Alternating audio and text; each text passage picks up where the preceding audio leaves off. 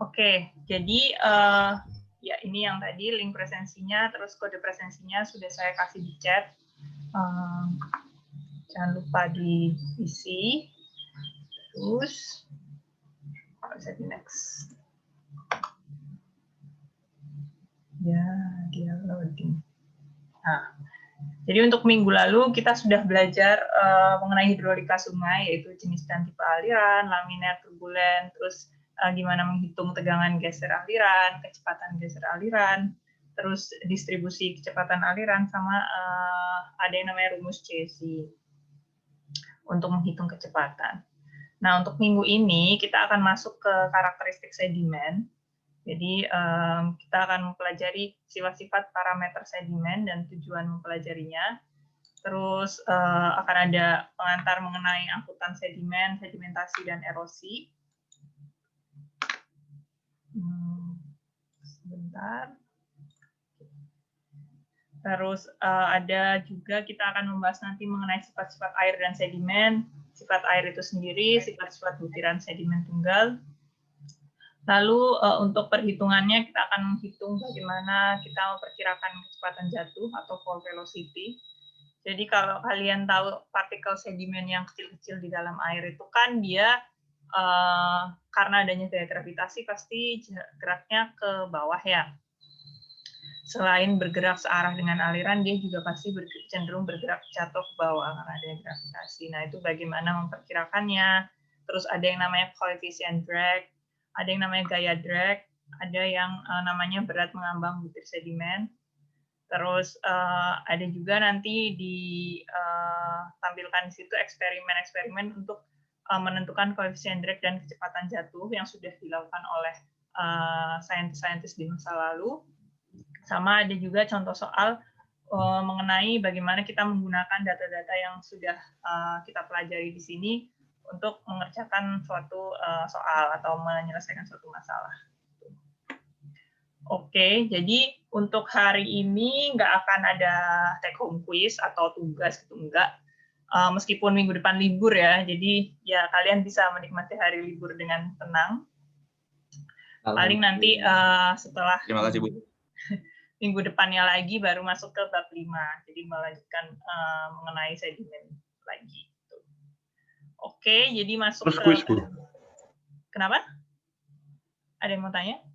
Enggak kuis kan? Enggak. Kan enggak kuis kan udah. berarti? Enggak, Ada yang mau kuis emangnya? Saya sih enggak nyari. Seribu. Enggak mau, Bu. Diri sendiri, Bu. Iya, Bu. Enggak, di RPS juga nggak ada kuis. Kuisnya masih kayak mungkin 2 minggu atau 3 minggu lagi. Kuis lagi. Pop up kuis saja kan, Bu? Pop up kuis tuh nggak dinilai. Ini langsung UAS aja, Bu. Langsung UAS, saya nggak ujian dong, kan saya UTS. UAS nanti Pak Mahir. Okay. Daniel. Jadi untuk ini bisa masuk ke pendahuluan nggak nih? Kita langsung masuk ke pendahuluan ya, pendahuluan mengenai karakteristik parameter sedimen. Nah, jadi karakteristik sedimen ini kita penting untuk pelajari karena dia berhubungan dengan beberapa aspek rekayasa hidrolik, seperti pertama contohnya perencanaan sungai, perbaikan navigasi, bangunan pengendali banjir. Dia juga berkaitan dengan irigasi, perencanaan saluran stabil, perencanaan intake.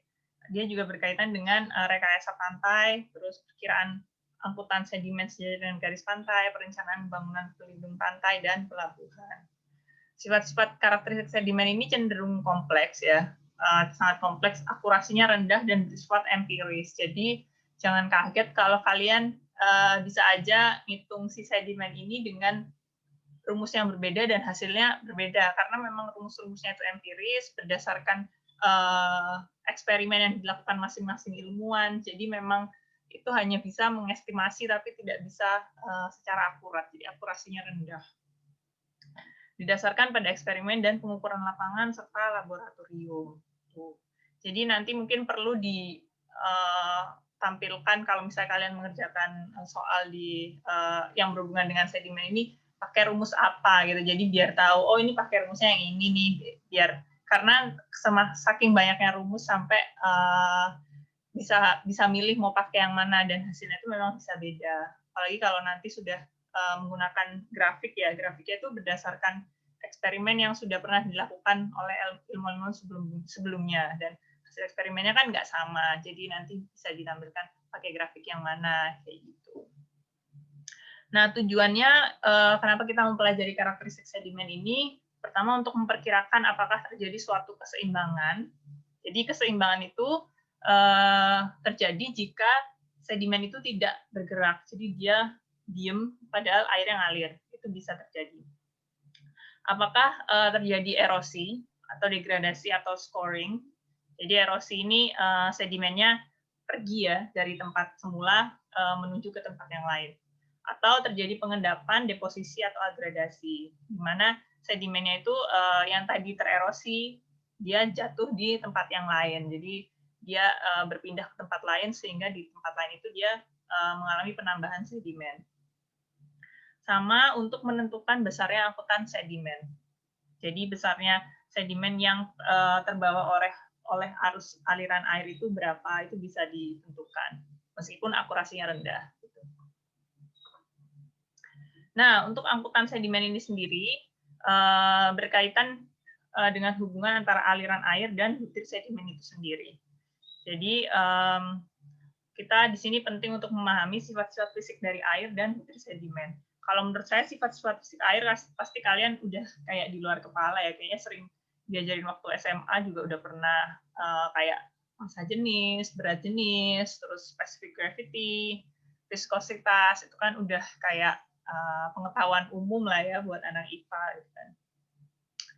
Jadi kalau di sini mengenai sedimennya sendiri, sedimen itu diklasifikasikan menjadi 3.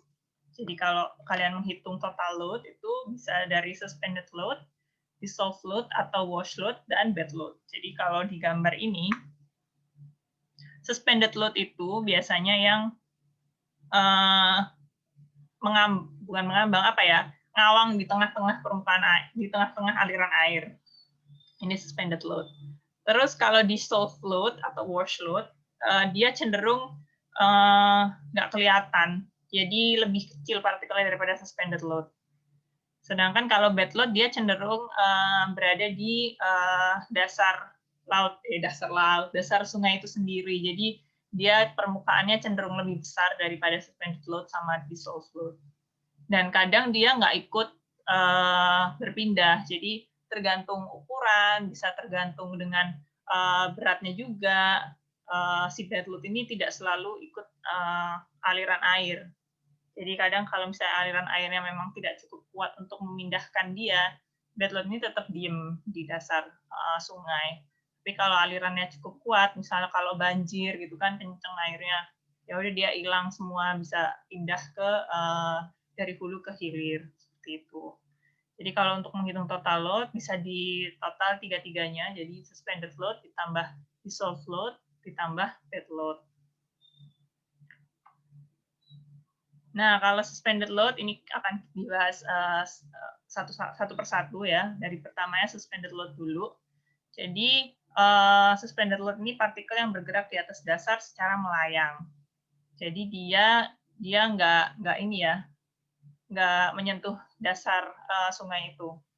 Berat partikel dikompensasi oleh gerak turbulensi air. Jadi mengikuti turbulen air. Biasanya diukur sulit dihitung karena adanya turbulensi. Nah, ini bedanya diukur sama dihitung ini maksudnya ya biasanya diperkirakan tapi tidak bisa secara akurat. Maksudnya seperti itu. Si suspended load ini. Jadi dia bisa terdiri dari silt sama clay materialnya. Jadi kalau lihat di sini dia mengikuti turbulen air. Jadi air yang bergerak, air yang memiliki turbulensi kayak ngombak gitu. Nah, pergerakannya suspended load itu dipengaruhi oleh itu. Sedangkan yang di dasar-dasar ini dia adalah bed load. Jadi pasir, gravel atau kerikil atau batu besar, rock, itu kan itu masuknya ke bed load. Sedangkan kalau di soft float ini dia cenderung nggak kelihatan. Jadi kayak kalau misalnya kalian masukin serbuk apa ya, gula mungkin ya, serbuk gula ke dalam air itu kan sebelum kalian aduk dia kan ada ya, tapi kan setelah kalian aduk dia hilang. Nah di soft float tuh bisa diasumsikan juga seperti itu. Jadi dia sebenarnya ada tapi nggak terlalu kelihatan. Nah, dissolved fluid atau wash fluid sangat halus, biasanya berlindung di antara butir kasar, diestimasi sulit dihitung maupun diukur. Jadi kalau diperbesar, bisa juga dia sembunyi di balik-baliknya si bed load ini. Jadi yang kehitung nanti bakalan cuman bed load-nya aja. Kayak dissolved fluid ini, kayak dia ada atau nggak ada itu nggak ngaruh sebenarnya. Cuman biasanya air yang punya banyak dissolved fluid atau wash fluid, viskositasnya lebih tinggi, jadi dia lebih kental dibanding air yang dissolved fluid-nya sedikit. Nah, kalau bed load-nya atau butir dasar ini karena dia menyentuh dasar sungai ya, makanya namanya butir dasar atau bed load. Nah, butir dasar ini bisa bergerak kalau memang alirannya cukup kuat untuk menggerakkan dia. Nah, pergerakannya itu ada 3. Bisa secara rolling, menggelinding, sliding, menggeser, jumping, dia loncat. Jadi, ini semua tergantung dari si turbulensi flow-nya juga ya. Nah, bisa juga dia dihitung dengan rumus empiris atau semi-empiris. Jadi yang nantinya bakalan sering dihitung itu memang bed load.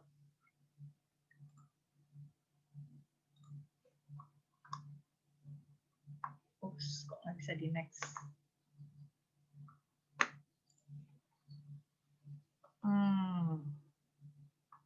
Oke, jadi ini ada contoh pergerakan bed load dan suspended load. Coba gimana cara ngekliknya? Nah, ini dia. Nah, kalau kalian lihat di video ini, partikel yang cenderung banyak bergerak itu biasanya suspended load-nya. Nah, kalau bed load-nya itu cenderung yang diem, yang di bawah itu. Jadi dia ceritanya ini dasar sungainya yang putih-putih ini ya. Terus ada partikel yang diem aja. Nah, yang diem-diem itu seringnya dia bed load. Nah, karena bed load itu punya beberapa ukuran, ada juga bed load yang bergerak. Nah, pergerakannya itu yang bisa dibagi jadi 3 tadi. Sedangkan yang bikin air ini keruh, itu biasanya dissolved fluid-nya. Jadi yang bikin dia keruh itu yang dissolved fluid yang dia awalnya sembunyi di sela-sela bed load, tapi ketika bed load yang bergerak, otomatis dia nggak ada tempat sembunyi kan, makanya akhirnya jadi semburat, terus bikin airnya jadi keruh. Gitu. Jadi bed load sama suspended load sama-sama bisa bergerak, cuman mungkin nanti yang membedakan adalah dimensinya ya.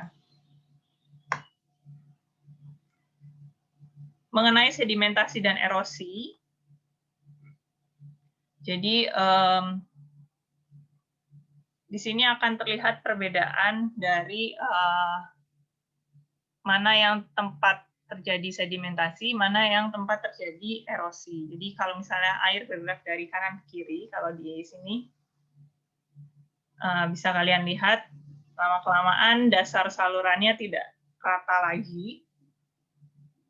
Nah, itu bed load transport. Ini creating bed forms. Nah, kalau di sini dia terjadi erosi, jadi yang cekung itu erosi, tererosi, terus yang cembung itu dia tersedimentasi di sana. Jadi tererosi itu nggak langsung sedimennya hilang gitu kemana, tapi dia pindah, bukannya hilang tapi pindah. Nah, pindahnya itu ke tempat yang terjadi sedimentasi. Sampai sini jelas ya, sedimentasi erosi bisa membedakan kan ya? Bisa, Bu. Siap. Oke.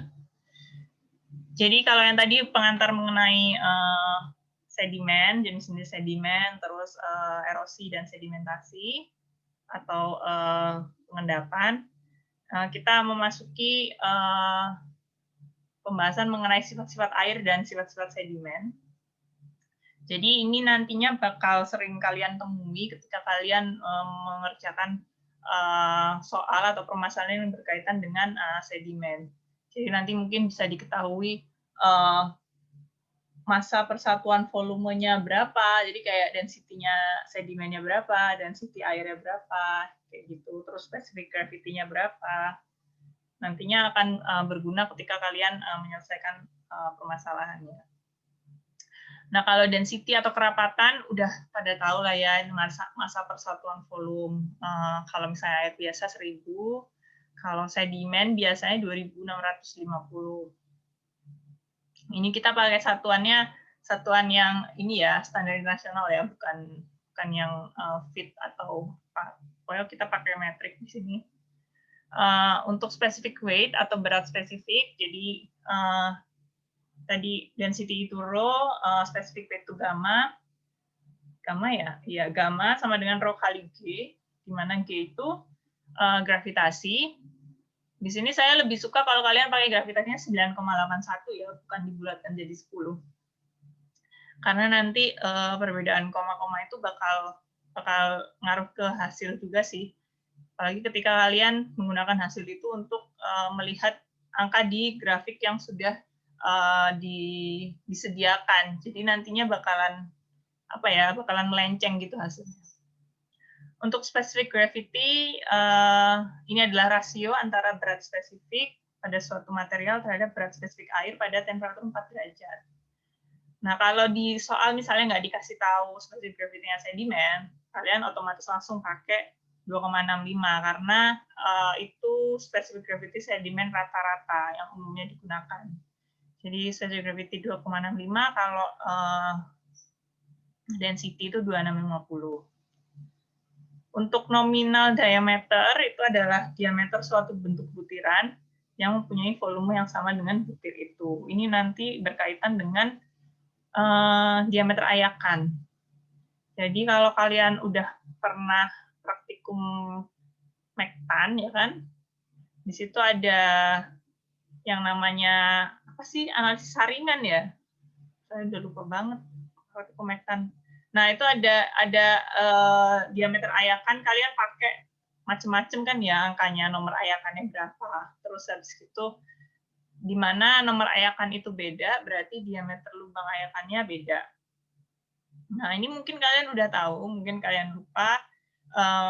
Nomor ayakan ini berarti dalam 1 inci lubang perseginya itu ada sebanyak nomor ayakan itu. Jadi misalnya nomor ayakan 4, oh berarti di saringan itu dalam 1 inci persegi ada 4 lubang ayakan. Jadi bisa diperkirakan semakin besar nomor ayakan berarti semakin kecil lubang ayakannya.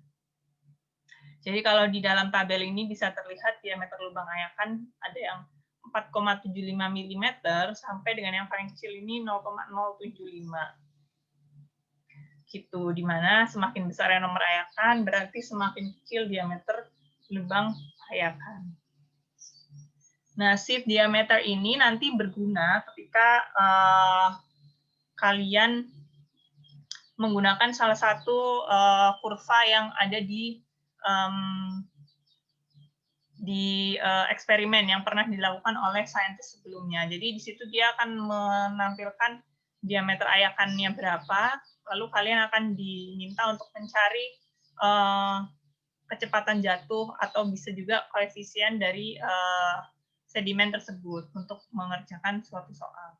Jadi mungkin perlu diingat kalau shift diameter atau diameter ayakan ini semakin kecil diameter lubang ayakannya berarti semakin besar nomor ayakannya. Ada juga yang namanya fall velocity atau kecepatan jatuh, sempat saya mention di awal tadi. Ini adalah kecepatan rata-rata butiran tunggal hingga jatuh atau mengendap pada air suling yang tenang atau diam. Jadi nantinya kecepatan jatuh ini akan dipengaruhi oleh suhu air, bisa dipengaruhi oleh suhu air. Terus bisa juga dipengaruhi oleh besarnya butiran itu sendiri. Jadi untuk fall velocity ini biasanya satuannya bukan meter per second, karena yang kita tinjau itu cuma satu butir sedimen doang, kecil doang. Jadi dia ukurannya dia aja nggak sampai 1 cm gitu kan. Biasanya satuannya milimeter. Untuk kecepatan jatuhnya sendiri biasanya pakai satuan sentimeter per detik. Jadi nanti emang bakal kecil banget sih, cuman emang itu ya segitu. Kalau misalnya butiran jatuh ke dalam air kan kalian bisa lihat sendiri dia dalam 1 detik bisa turun berapa sentimeter gitu kan. Ada juga yang namanya angle of repose atau sudut jatuh bisa juga. Jadi sudut miring yang dibentuk oleh suatu material pada saat keruntuhan lereng yang terjadi. Kisarannya antara 0 sampai 90 dan ini sangat dipengaruhi oleh jenis material tersebut. Jadi misalnya di sini ada angle of repose-nya fine sand. Jadi pasir yang sangat halus. Angle of repose-nya bisa sekitar 35 derajat. Jadi dia landai banget. Sedangkan untuk coarse sand atau pasir yang agak kasar, angle of repose-nya sedikit lebih besar. Bisa 40 derajat. Sedangkan untuk yang ketiga ini ada angular ripples atau kerikil ya. Angular tapi dia jadi kerikil yang agak bundar, agak bulat gitu. Jadi bukan kerikil yang bentuknya acak gitu, enggak. Ini kerikil yang agak bulat. Angle of repose-nya jadi lebih besar lagi, 45 derajat. Nah, semakin bentuk materialnya ini besar dan semakin dia tidak beraturan, maka si angle of repose ini bakalan semakin besar. Berkisar antara 90 derajat. Oke, kalau 90 derajat bakalan ini banget sih, materialnya gede banget. Jadi pokoknya semakin halus materialnya, maka semakin kecil angle of repose-nya. Terus ada yang namanya porositas. Porosity ini adalah ukuran suatu rongga persatuan volume sedimen. Jadi kalau kalian melihat satu sedimen dalam mikroskop gitu misalnya ya, kalian akan melihat bahwa dia memiliki rongga-rongga pori-pori gitu. Nah, porositas ini bisa dihitung berdasarkan ukuran suatu rongga persatuan volume sedimen. Jadi kalau misalnya memang sedimennya besar banget, itu nggak butuh mikroskop, sebenarnya bisa dihitung sih ya. Kalau misalnya yang kecil banget itu masih harus dilihat pakai mikroskop, baru bisa dihitung porositasnya. Jadi berdasarkan rumus porositas itu sendiri, porosity ini semakin besar jika rongga yang ada di sedimen tersebut semakin besar. Jadi semakin besar rongganya, maka semakin besar nilai porositasnya. Nah, porositas sendiri nggak punya satuan ya. Dia soalnya saling menghilangkan volume per volume. Jadi kayak koefisien aja gitu. Ada yang namanya viskositas. Viskositas ini kaitannya dengan air ya. Jadi nggak ada yang namanya viskositas sedimen, tuh nggak ada. Viskositas ini berkaitan dengan air dan sebenarnya dia juga dipengaruhi oleh suhu. Jadi kadang ada yang mengambil praktis, jadi viskositas nilai pasti segitu, tapi kadang bisa diambil juga viskositas berdasarkan suhu. Jadi kalau misalnya di soal itu diketahui diketahui suhu yang ditinjau itu berapa, misalnya 30 derajat, itu bisa dihitung viskositasnya berdasarkan suhu tersebut. Viskositas sendiri ada dua, viskositas dinamis dan viskositas kinematis.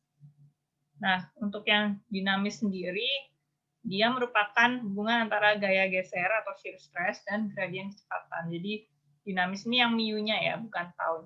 Jadi, mu-nya ini viskositas dinamis, yang tau ini gaya geser, yang dV per dy ini adalah perubahan kecepatan terhadap kedalaman. Sedangkan viskositas kinematis, ini yang lebih sering kita pakai di sini, V ini adalah rasio antara viskositas dinamis dan kepadatan zat cair.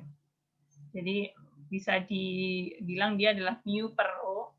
tapi bisa juga dihitung dengan rumus, bukan dengan persamaan ini. Jadi nanti akan ada rumusnya.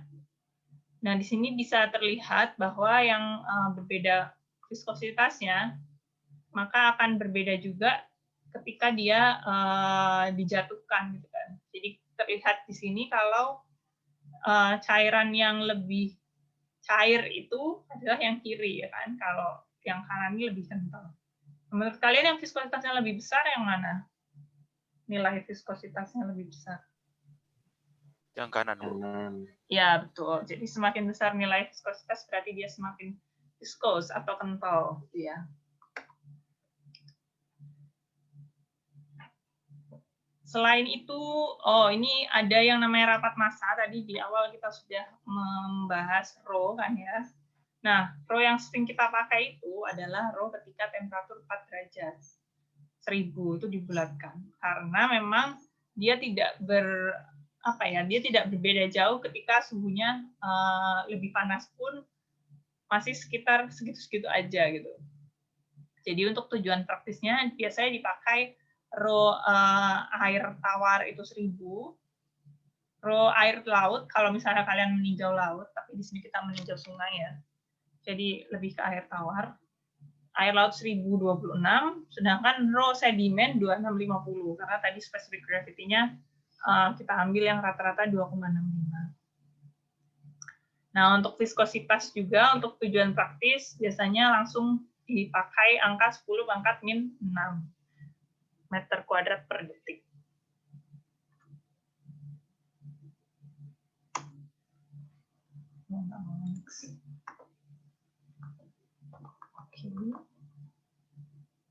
Nah, tadi sifat-sifat air. Kalau untuk sifat-sifat butiran sedimen tunggalnya sendiri, jadi mengenai ukuran butir, ini ditentukan berdasarkan analisa saringan dan analisa tabung, berdasarkan standar shift diameter tadi. Terus untuk bentuk butirannya sendiri ada yang namanya faktor bentuk atau shape factor. Jadi ini ditemukan oleh Corey namanya. Jadi nama shape factornya Corey shape factor atau CSF ini. Nah, si shape factor ini adalah rasio antara ukuran butiran itu sendiri. Jadi SP sama dengan C per akar A kali B. Nah, di mana ABC ini adalah ukuran dari yang paling panjang, menengah, dan yang paling kecil dari sumbu yang saling tegak lurus satu sama lain. Jadi nanti ada penjelasan lebih lanjutnya. Kalau misalnya SP ini 1, berarti bentuknya itu benar-benar kubus. Kalau kalian tahu kubus itu kan sisinya sama semua ya, panjang sisinya sama semua, atau bola. Bola ini kan dia bentuknya bundar ya, jadi sisinya juga sama semua. Nah, sedangkan SP ini menurun bersamaan dengan meningkatnya kepipian butiran. Jadi semakin dia gepeng, semakin kecil nilai SP-nya. Nah, untuk menghitungnya adalah seperti ini. Jadi kalau kalian punya sedimen, bentuknya misalnya, kalian di sini dia agak elips gitu sih. Agak pipih gini. Ada yang namanya DS, DL, sama DI. DS itu yang paling short ya, jadi yang paling pendek. Terus DI itu intermediate, jadi yang tengah-tengah. Terus yang DL itu long, itu yang paling panjang. Jadi yang paling pendek dibagi akar dari yang paling panjang dikali yang tengah-tengah. Itu bisa jadi shape factor. Shape factor ini berkisar antara 0 sampai 1. Jadi kalian bisa mengestimasi semakin dia besar, maka bentuknya akan semakin mendekati kotak dan bola. Semakin dia kecil, semakin dia bentuknya mendekati gepeng gitu ya. Jadi kalau kalian lihat di gambar ini, yang nilainya mendekati 0 itu kan yang gepeng gini, tipis-tipis. Jadi yang jauh banget rasionya antara yang panjang yang terpendek dengan panjang terpanjang dan panjang yang tengah-tengah. Tuh. Kurang lebih seperti itu. Cuman biasanya nggak disuruh ngitung sih kalau reset faktornya berapa gitu, enggak. Seringnya sudah diketahui kalau reset faktornya itu berapa. Tapi dari angka itu kalian bisa memperkirakan bentuknya seperti apa. Nah, selain shape factor tadi, bentuk geometris suatu partikel itu bergantung pada dua konsep yang berbeda. Yang pertama, kebulatannya atau its sphericity. Jadi kalau bulat ini bisa dilihat di gambarnya ya. Jadi semakin tinggi nilai sphericity-nya, semakin dia mendekati bulat. Kalau lihat di sini, yang sphericity 0,9, semakin dia mendekati bentuk bola yang ini ya. Jadi sisinya cenderung memiliki panjang yang sama. Sedangkan untuk yang roundness atau ketajaman atau kebulatan sudut dan sisi, jadi semakin dia tajam, semakin kecil nilai roundness-nya. Nih, kalau yang dari roundness kelihatan beda antara 0,1 sama 0,9 itu. Di 0,1 dia tajam ya, tajam-tajam gini. Sedangkan yang di 0,9 dia cenderung tumpul, membulat itu. Sedangkan untuk yang sphericity, yang terkecil itu dia cenderung pipih, dan yang terbesar tuh dia cenderung mendekati bulat. Seperti itu membedakannya.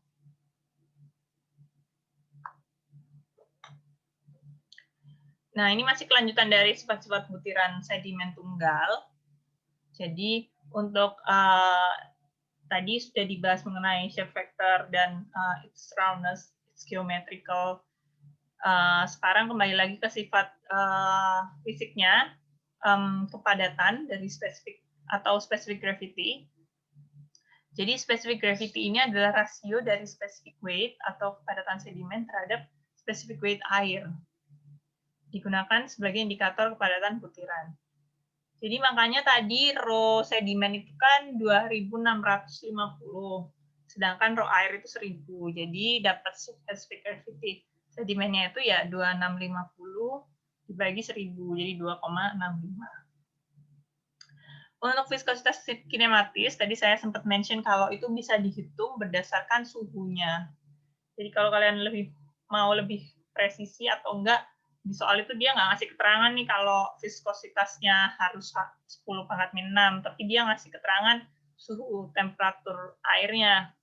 Bisa dihitung dengan rumus ini. Jadi V atau viskositas kinematis sama dengan 1,792 kali 10⁻⁶ dibagi 1 ditambah 0,03377 T, di mana T ini temperatur air dalam derajat Celcius, ditambah 0,000221 T kuadrat.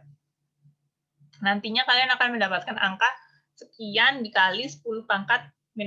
Jadi angka depannya ini doang sih yang beda, harusnya nggak terlalu jauh dari 10⁻⁶. Biasanya sih gitu.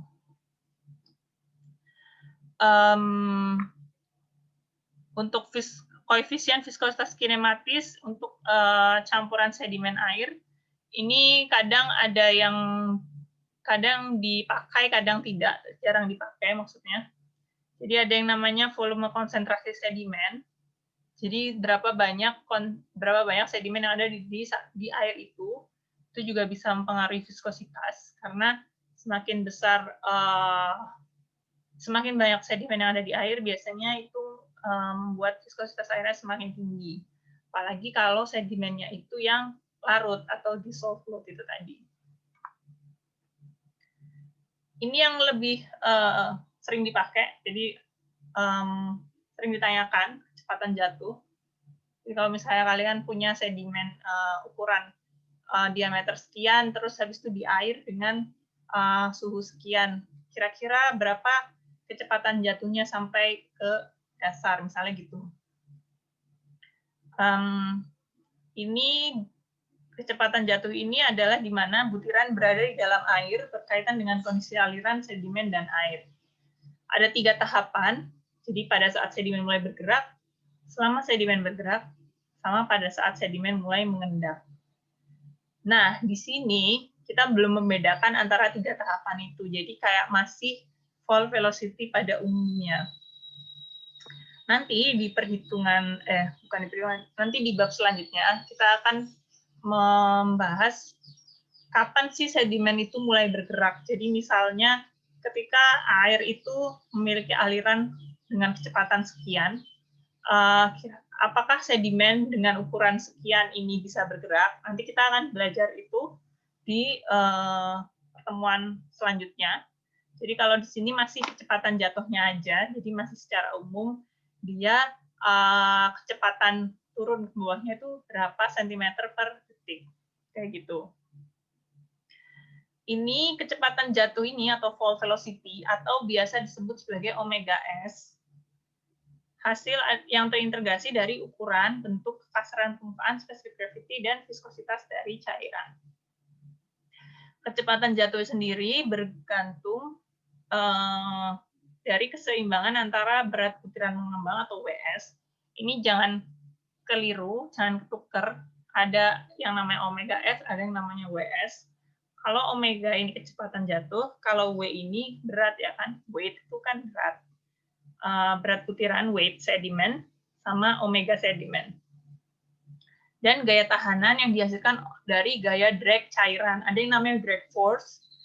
Jadi itu gaya tahanan dari si cairan di mana sedimen itu berada. Itu bisa ditampilkan dengan FD, force of drag. Kurang lebih seperti ini visualisasi gaya yang bekerjanya. Jadi ya masih prinsip aksi sama dengan reaksi. Jadi kalau misalnya kalian punya sedimen, contohnya ini bentuknya bundar banget ya, cuman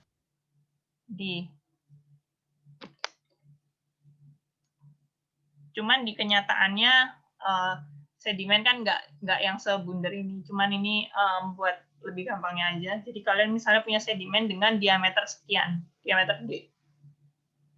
Nah, dia ini ada di dalam air. Omega S ini adalah kecepatan jatuhnya, yang pasti kalau jatuh ya ke bawah lah, masa ke atas gitu kan. Ada yang namanya WS, submerged weight, atau WS ini adalah berat dari si sedimen itu sendiri, gaya berat ke bawah. Tapi ada juga yang nahan dia, tahanan atau resistance, jadi gaya yang ke bawah ini karena gravitasi. Tahanan atau resistance ini lebih dipengaruhi oleh si air yang ada di sekitar si sedimen itu sendiri. Jadi ada yang namanya gaya tahanan atau FD atau drag force. Itu bisa dihitung dengan koefisien CD. Ada yang namanya drag coefficient. Nanti akan dibahas di slide selanjutnya. Jadi dari gaya berat sama dengan gaya tahanan itu menjadi nilai si omega S ini. Saya nggak akan ngebahas terlalu dalam mengenai penurunan rumusnya. Pokoknya si omega ini dia didapatkan dari awalnya dia ada di persamaan tahanan ini ya. Gitu. Jadi si tahanan ini terkadang tidak cukup kuat untuk menahan gaya gravitasi dari si sedimen itu. Maka itu menyebabkan sedimen ini bisa jatuh. Nah, kecepatan jatuhnya itu yang kita hitung.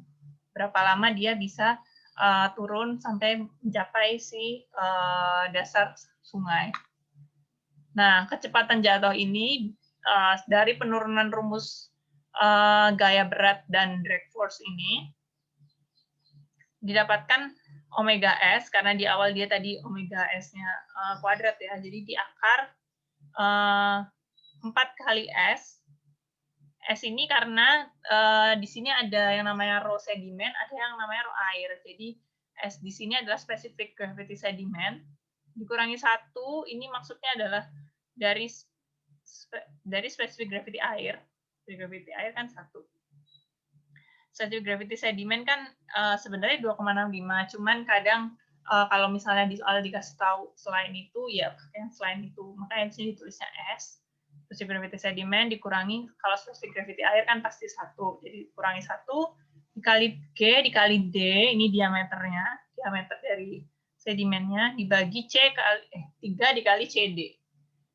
Apa CD ini? CD ini adalah koefisien drag dari drag force ini. Gimana cara mencarinya? Oh, ternyata masih di slide selanjutnya lagi. Jadi, ini penjabaran dari gaya drag dan berat mengambang butir sedimennya. Jadi, kalau gaya drag ini didapatkan dari koefisien drag dikali rho, dikali A, luas butirannya, dikalikan omega kuadrat dibagi 2. Di mana omega di sini adalah kecepatan jatuh. Nah, sedangkan karena dia bentuk sedimennya itu adalah lingkaran, otomatis A-nya kan pi r kuadrat ya. Jadi pi kali d kuadrat dibagi 4. Sama halnya dengan berat dari sedimen itu sendiri, karena dia adalah bola ya. Jadi di sini ada 4/3 kali r pangkat 3 volume bola dikali pi, terus habis itu dikalikan rho sedimen dikurangi rho air dikalikan gravitasi. Terus disimpelkan jadi kayak gini, 4/3-nya. Nah, ada yang namanya koefisien drag. Tadi di gaya drag ini kita butuh koefisien drag.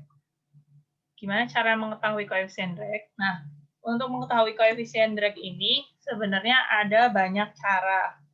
Semua itu berdasarkan dengan bilangan Reynolds. Jadi, kalau bilangan Reynolds-nya kecil banget, kurang dari 1, kita bisa mengasumsikan koefisien drag itu pakai rumus. Gitu.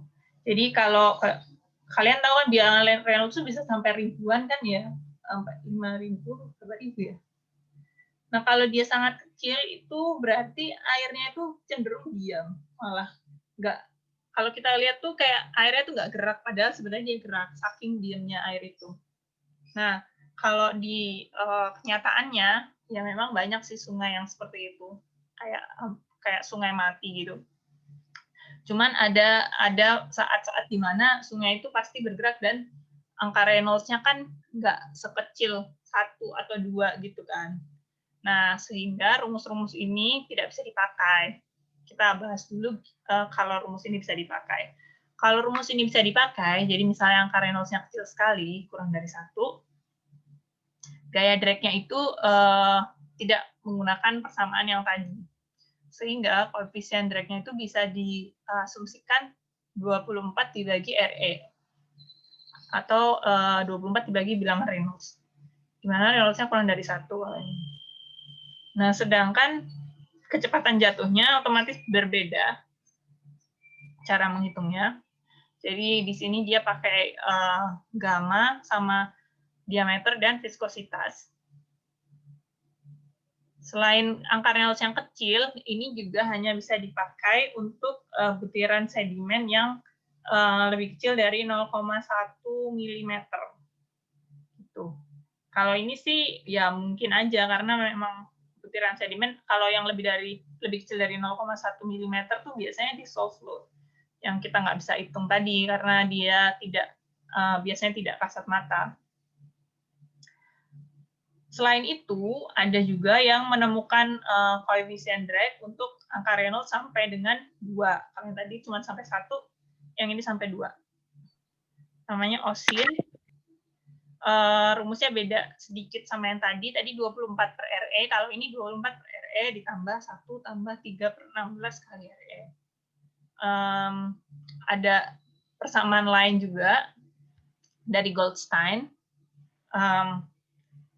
Malah lebih rumit lagi, tapi dia menganggap lebih lengkap gitu kan ya.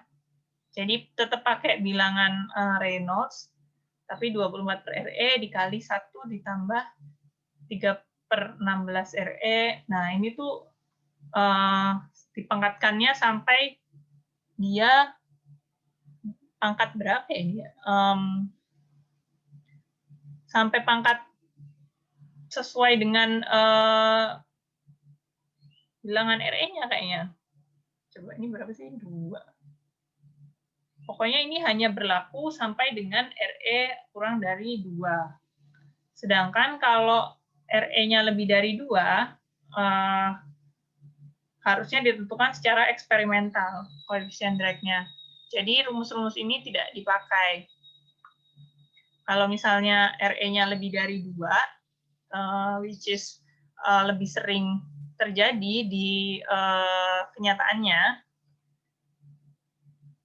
rumus CD-nya itu nggak dipakai, tapi kita bisa pakai hasil-hasil eksperimen dari ilmuwan yang sudah pernah dilakukan. Jadi ketika kita punya nilai RE, di sini kita bisa pakai sampai dengan 10⁻⁶. Nah, kita tinggal ngeplot dari grafik ini kira-kira dia di CD-nya berapa.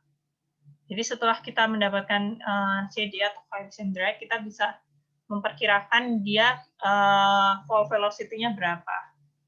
Nah, ini hanya bisa dipakai ketika RE-nya lebih dari 2. Karena kalau dilihat di sini, ketika RE-nya kurang dari 1, CD-nya memang masih 24 dibagi RE. Jadi kayak masih garis lurus gitu. Sedangkan setelah itu, CD-nya udah mulai nggak sesuai dengan garis lurus ini nih. Bisa dilihat garisnya mulai nggak beraturan, sehingga diperlukan daripada memodifikasi rumus sampai dengan sepanjang yang tadi, yang rumus Goldstein tadi, sehingga diputuskan untuk setelah RE lebih besar daripada 2, lebih baik pakai eksperimental seperti ini. Jadi untuk mendapatkan CD-nya digunakanlah grafik-grafik ini. Nah, kalau yang ini adalah standard dependence of the drag coefficient on the Reynolds number. Jadi ini standarnya itu seperti ini. Cuman nantinya yang akan kita gunakan adalah yang sudah ditemukan oleh ilmuwan-ilmuwan sebelumnya. Jadi ini kayak basic-nya itu kayak gini. Cuman nanti mereka akan memodifikasi agar menjadi lebih representatif katanya sih.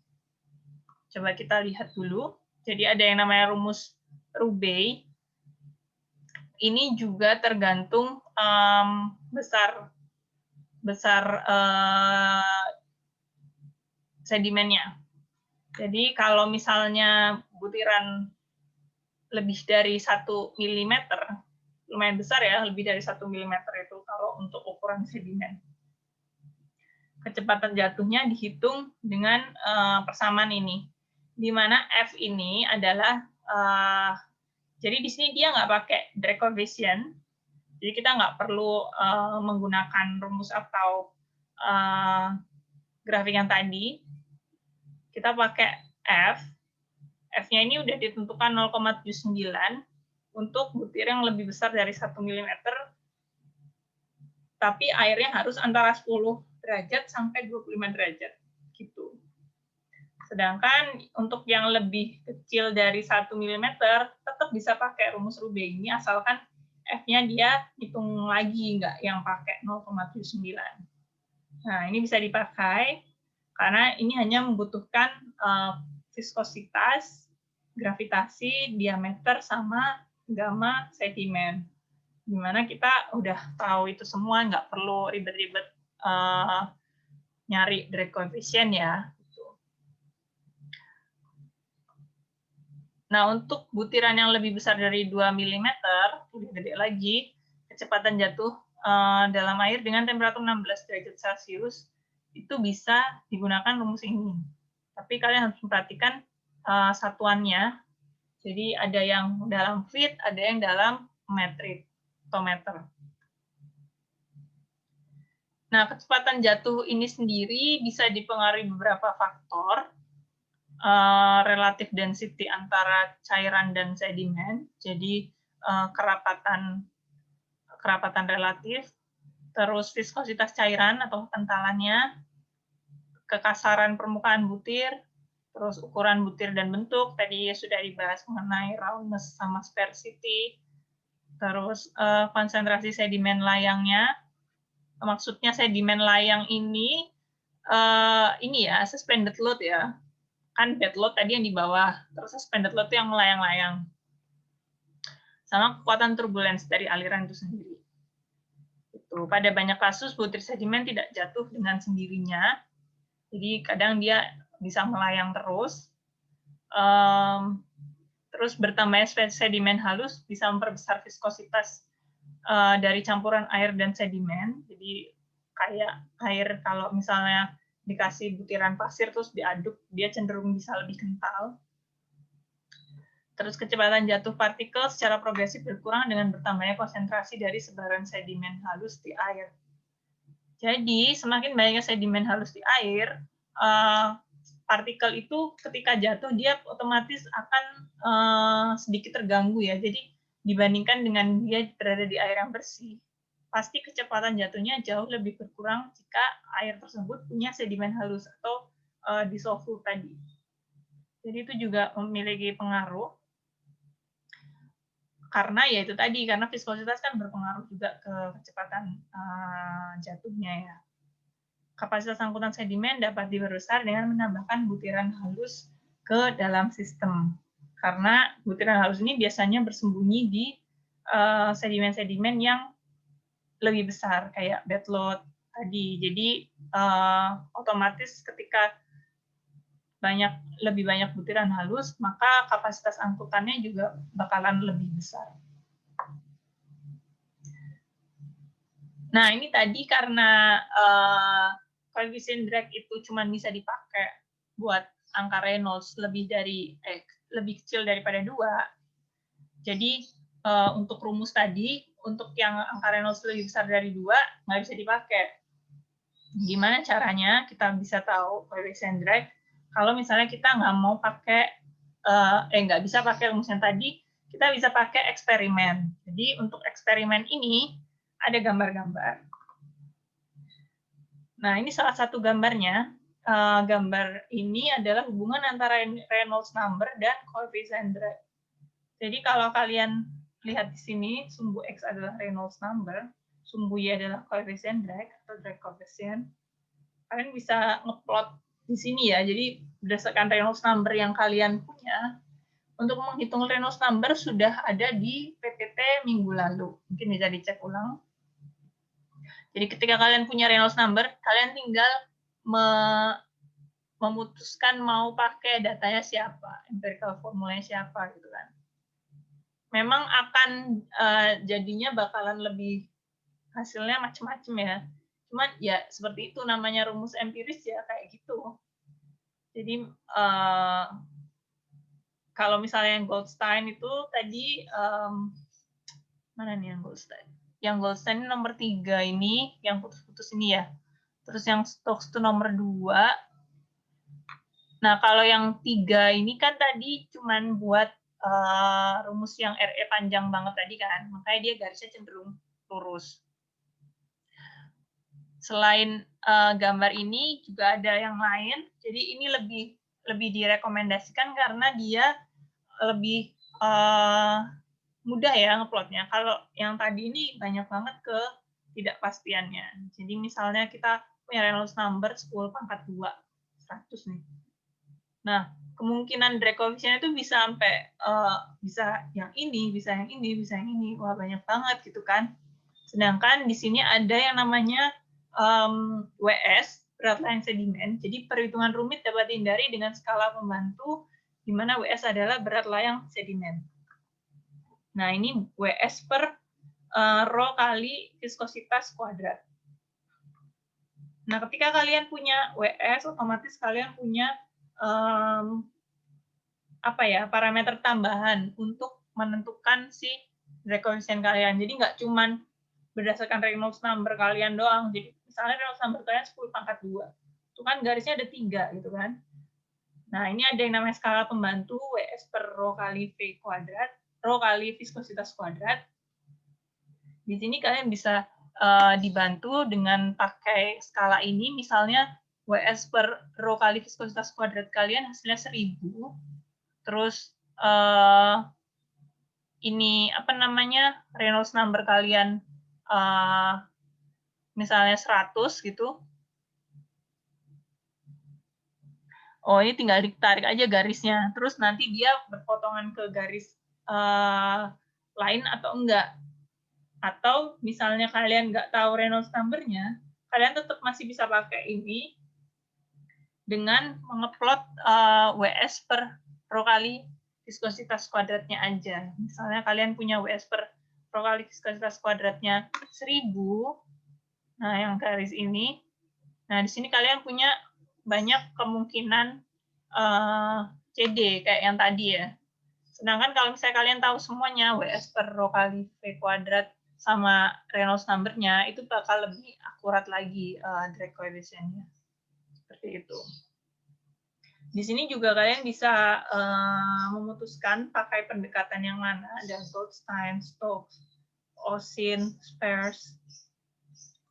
Dan ini tergantung dari, jadi ini karena eksperimen ya. Eksperimennya kenapa bisa beda-beda? Karena dia meninjau sedimen yang beda-beda. Misalnya yang bentuknya bundar, ada tanda plusnya ini, dia meninjau paraffin spares in any line. Terus yang segitiga ini, mana yang segitiga ya? Coba yang X ini, X ini, dia meninjau amber and steel spares in water. Jadi bentuk-bentuk bulatan amber and steel di dalam air. Gitu, ada yang steel spears in water, yang bundar putih ini. Jadi karena ini bersifat eksperimental, jadi hasilnya juga bisa beraneka ragam.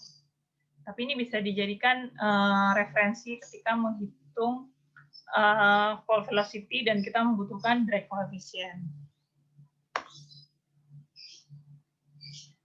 Pendekatan yang paling praktis adalah pemakaian gambar 1,3 jika ukuran butir, shape factor, dan temperatur air diketahui. Jadi yang ini, gambar yang ketiga ini, ketika kalian mendapatkan soal, di mana soal itu dia ngasih tahu shape factor-nya, terus ngasih tahu temperatur airnya berapa. Nah, di sini bisa langsung didapatkan fall velocity-nya. Jadi, untuk shift diameter ini, karena dia udah tahu shape factor-nya berapa, terus dia ngasih tahu diameter ayakannya itu dia lolos ayakan ukuran berapa, shift diameter ini. Terus habis gitu bisa kalian perkirakan fall velocity-nya dengan memperhatikan kurva di sumbu X-nya. Jadi misalnya sumbu X ini ada 3 skala ya. Ada yang SF 0,5, SF 0,7, sama 0,9. Jadi untuk shape factor 0,5, kalian lihat di 0,1 sampai 100 yang ini. Terus untuk shape factor 0,7, kalian lihat dari 0,1 di sini sampai 100 yang ini. Terus untuk shape factor 0,9, kalian lihat 0,1 yang di sini sampai dengan 100 yang di sini. Jadi dia punya 3 skala sumbu X yang berbeda. Tapi bentuknya relatif sama, cuman angkanya bakal beda di hasil fall velocity-nya. Jadi nanti akan ada contoh soal bagaimana cara menggunakan gambar-gambar ini gitu ya. Yang tadi gimana Bu? Yang Kenapa? 0,5. Yang SF 0,5 lihatnya mulai mana sampai mana? Iya, jadi kalau di sumbu X ini dia ada 3 macam skala ya. Jadi skala yang pertama untuk SF 0,5. Jadi untuk SF 0,5 titik mula 0,1-nya di sini sampai dengan 100-nya di sini. Sedangkan yang SF 0,7 titik mulai 0,1-nya itu di sini, di tempat SF 0,5 tapi yang 1. Jadi di mana SF 0,51 untuk SF 0,7 dia 0,1.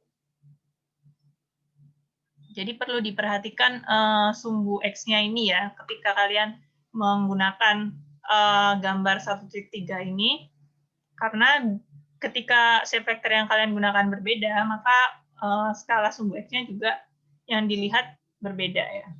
Jadi SF 0,9 dia mulai 0,1-nya di nilai 1 dari SF 0,7.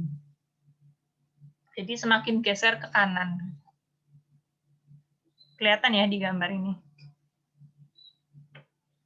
Oke.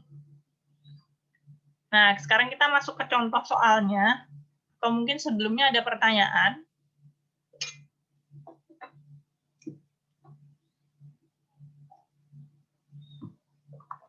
Saya anggap tidak ada. Jadi kalau misalnya ada soal, tentukan drag coefficient dari dan kecepatan jatuh untuk butir sedimen dengan diameter 0,3 mm dan specific gravity S 2,65 pada air dengan temperatur 20 derajat Celcius. Nah, di sini di awal kalian bisa mulai dengan hitung viskositasnya. Meskipun sebenarnya secara praktis bisa langsung dipakai 10⁻⁶, cuman mungkin kalian pengen lebih akurat, ya udah kalian hitung viskositasnya dengan temperatur 20 derajat Celcius. Setelah didapatkan viskositasnya 1,016 kali 10⁻⁶, ini pakai rumus viskositas yang panjang tadi ya, yang berdasarkan temperatur, berdasarkan T. Mungkin saya tunjukkan lagi. Mana ya? Nah, ini. Jadi rumus viskositas yang ini 1,792 dikali 10⁻⁶ terus dibagi 1 tambah bla bla bla T ditambah ini T kuadrat. Setelah didapatkan viskositasnya,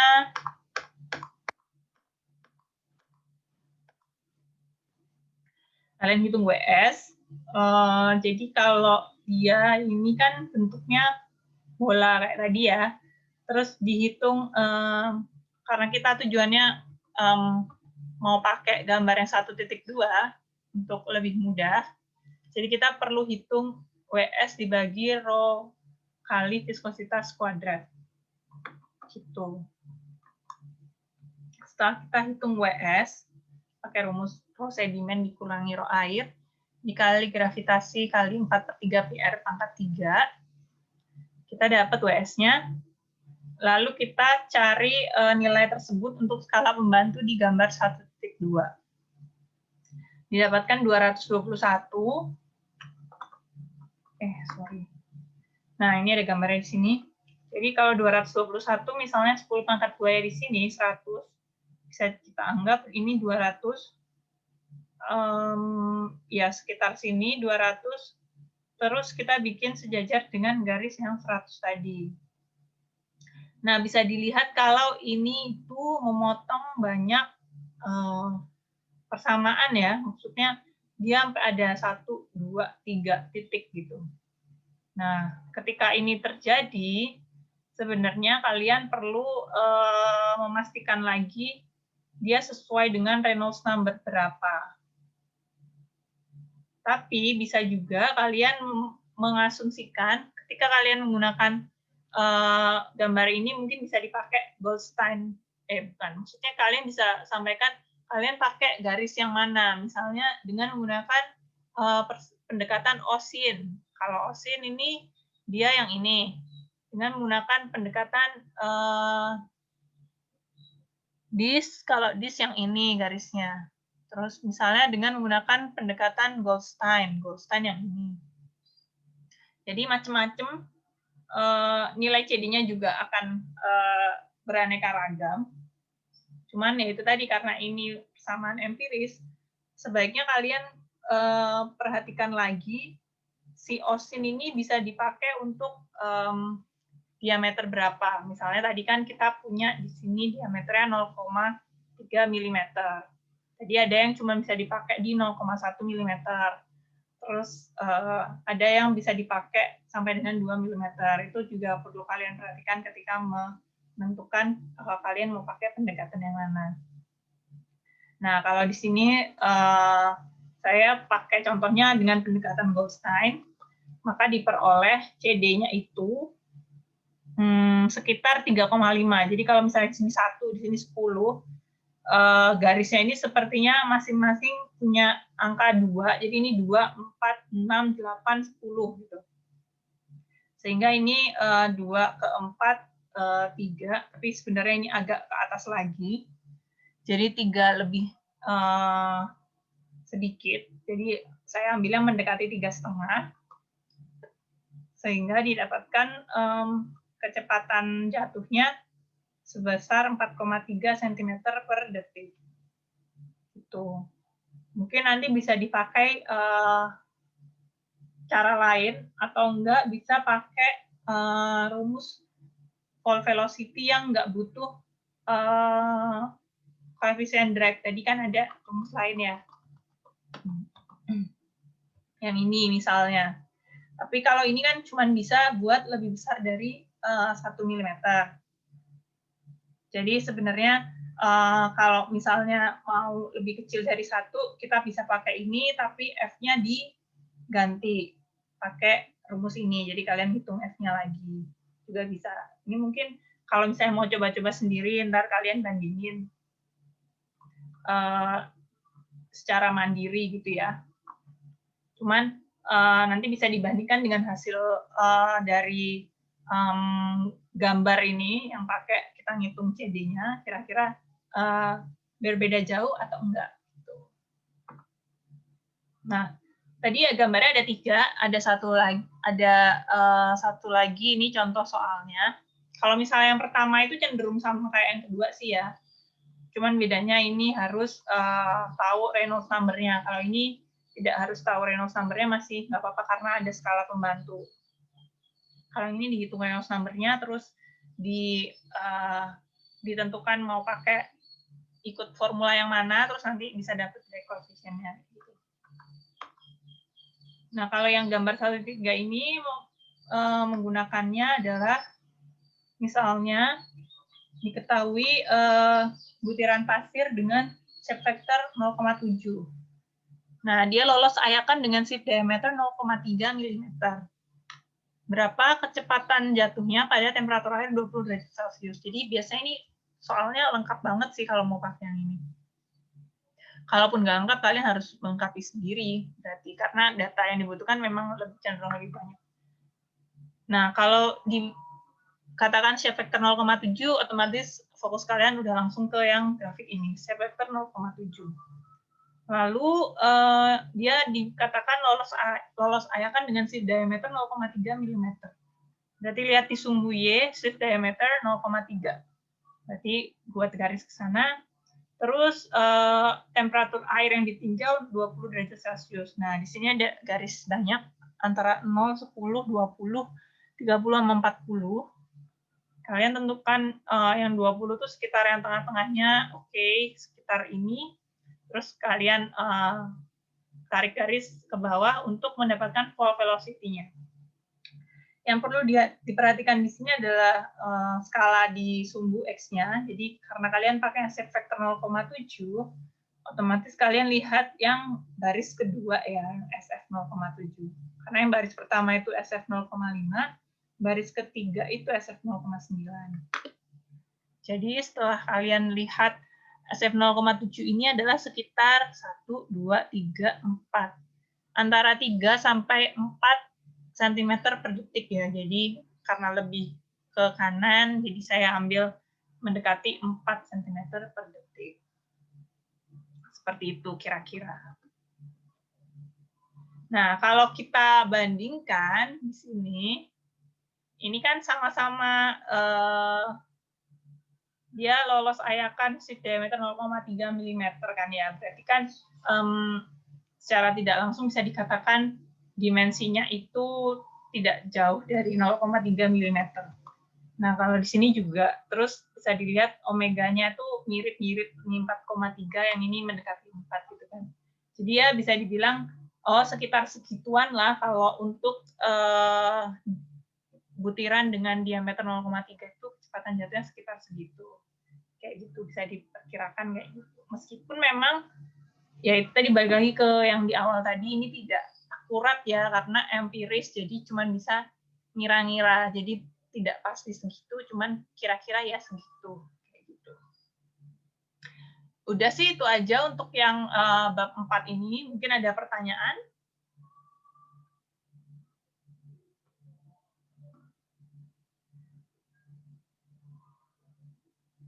Kemarin saya lihat ada video viral acara apa ya, SRE ITS ya, yang ditanya ada pertanyaan terus yang tanya alien.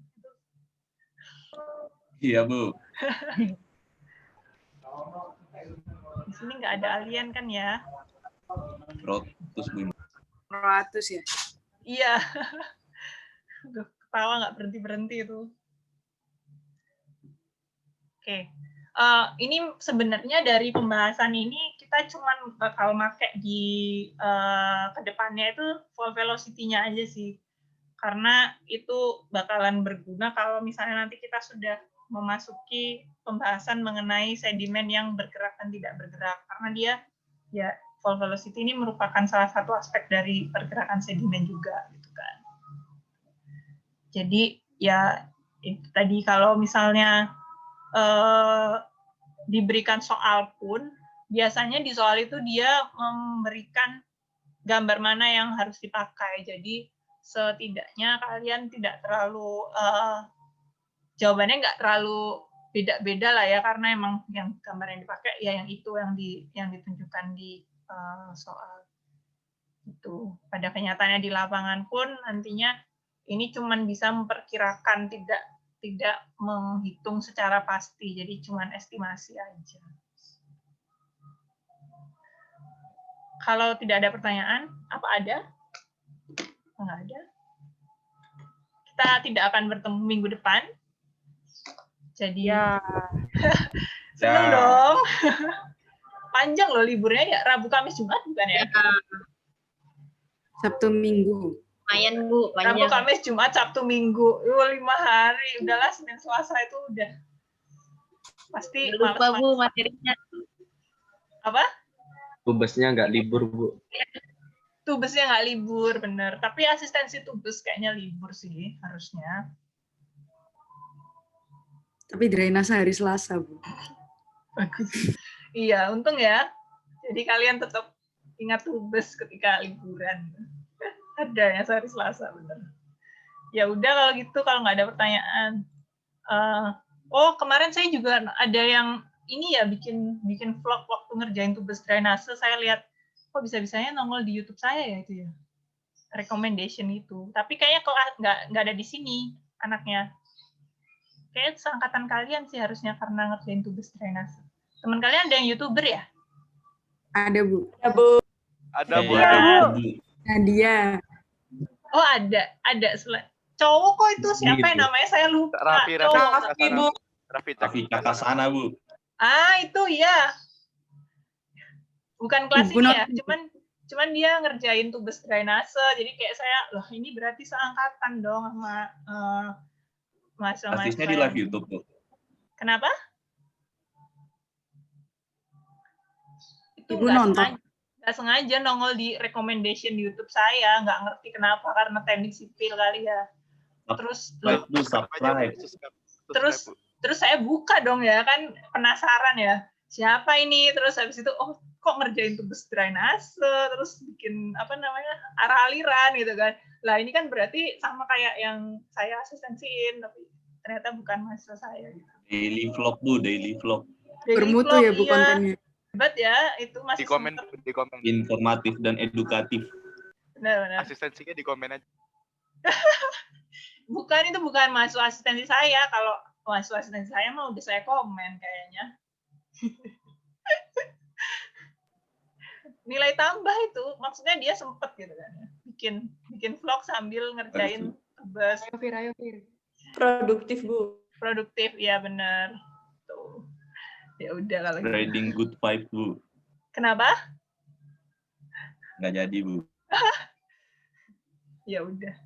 Ada lagi selain dia yang YouTuber di sini? Daniel. Ada, Bu. YouTuber dari Kalimantan. Imam. Imam. Beneran nggak? Kok videonya nggak muncul di Adanya- recommendation saya? Adanya TikTokers, Bu. Oh iya, Bu. TikTokers Bu, ada Bu, TikTokers. Siapa TikToker? Saya nggak main TikTok, Itu sih, nggak tahu. Daniel, Bu. Oh, Iya, Ayo, Bu, Nek. masuk Ayo, FYP Nil. terus, Bu. masuk FYP terus. Ayo, Nil. Kasih tahu, Nil. Kalau Tunjukkan, videonya Nil, tunjukkan, bagus Nil. nggak apa-apa, yang informatif itu, jangan yang ya jangan yang jelek-jelek lah. Kagak Bu, saya Channelnya. Ya udah, nggak apa-apa kan itu kreativitas. Ya udah kalau gitu. Ya udah kalau nggak ada pertanyaan, saya akhiri dulu hari ini sampai di sini. Sampai jumpa 2 minggu lagi ya. Jadi kalau misalnya kalian pengen belajar, materinya udah saya upload semua di Classroom. Mungkin yang minggu lalu juga udah saya lengkapi, ada beberapa rumus yang nggak ada keterangannya yang minggu lalu udah saya lengkapi, semoga cukup jelas. Ya udah kalau gitu terima kasih atas perhatiannya. Selamat sore semuanya, selamat berlibur minggu depan. Wassalamualaikum warahmatullahi wabarakatuh. Waalaikumsalam. Jangan lupa isi Waalaikumsalam presensi warahmatullahi ya. wabarakatuh, Bu. Iya, jangan lupa isi presensi ya. Kodenya tadi udah kan ya? Udah, Bu. Udah, Bu. 2 kali ya isi Sudah, Bu. presensinya. Sudah, Bu. Ya, oke.